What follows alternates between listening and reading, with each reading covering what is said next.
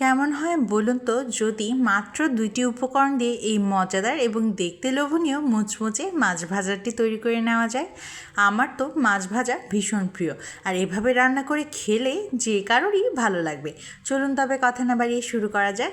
প্রথমে একটি ননস্টিক প্যানকে ধুয়ে চুলায় বসিয়ে দিয়েছিলাম গরম হতে, আর এদিকে কয়েকটি মাছ নিয়ে সেগুলোকে খুব ভালোভাবে ধুয়ে পানি ছড়িয়ে নিলাম এবং এর মধ্যে দিয়ে দিলাম লবণ এবং হলুদের গুঁড়া।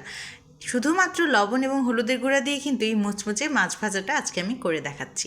1 চামচের মতন হলুদ দিলাম এবং 1/2 চামচের মতন লবণ দিলাম।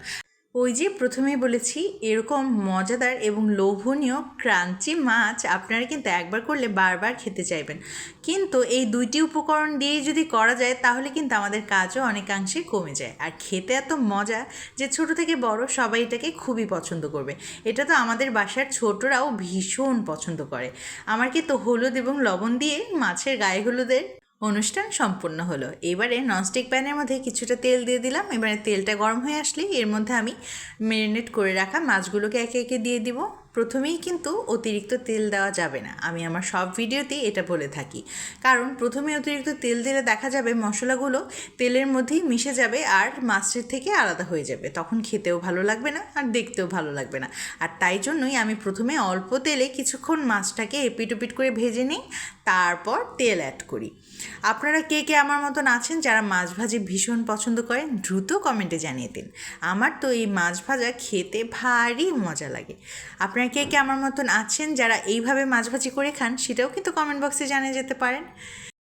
এবারে কিন্তু মাছগুলোর এক পাশ হয়ে গিয়েছে, আমি এগুলোকে উঠিয়ে দিচ্ছি। উল্টে পাল্টে মাছগুলোকে কিছুক্ষণ সময় নিয়ে ভেজে নিতে হবে, তবে খেয়াল রাখবেন দেওয়ার 2 মিনিটের মধ্যে কিন্তু উল্টিয়ে ফেলবেন না। কিছুক্ষণ অপেক্ষা করে মাছগুলোকে উল্টে দিবেন যেন খুব ভালোভাবে 2টা অংশই ভালোভাবে ফ্রাই হয়ে যায়। এই মজাদার মাছ ভাজা বানাতেও সময় লাগে খুবই কম, আর খেতে তো আমি আর কি বলবো, আপনারাই এরপর ট্রাই করে দেখবেন। আমার 2 পাশ মাছের ভাজা হয়ে গেলে কিন্তু এই পর্যায়ে আমি তেল দিয়ে দিয়েছি, আপনারা দেখতেই পারলেন। এভাবে দারুণ মজাদার মাছ ভাজা একবার করে খাওয়ালে বাড়ির সবাই আপনাকে বারবার শুধু এই খাবারটার জন্যই বলতে থাকবে, আর আপনার নিজেরও এত পছন্দ হবে যে আপনারও মনে হবে আহা এটাই করে খেয়ে ফেলি।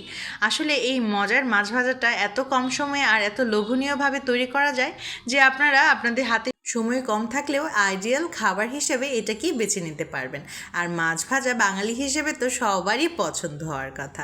আমার মাছ ভাজা কিন্তু এই পাশ ওপাশ করে মোটামুটি ভাজা হয়ে গিয়েছে। দেখতে কেমন লাগছে বলুন তো?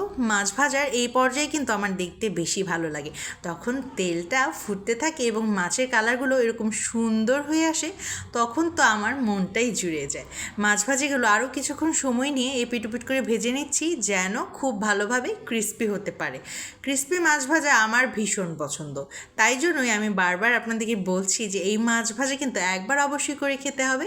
আমার মাছ ভাজা কিন্তু একেবারে কমপ্লিট। এই তো দেখতে পারলেন হলুদ এবং লবণে তৈরি এই মজাদার মাছ ভাজা দেখতে কতটা সুন্দর হয়েছে, আর খেতে সেটা তো আপনারা ট্রাই করেই বলবেন। আজকের রেসিপিটি ভালো লাগলে কমেন্ট করে জানিয়ে যাবেন। লাইক কমেন্টের পাশাপাশি একটি শেয়ারও দিয়ে যেতে পারেন।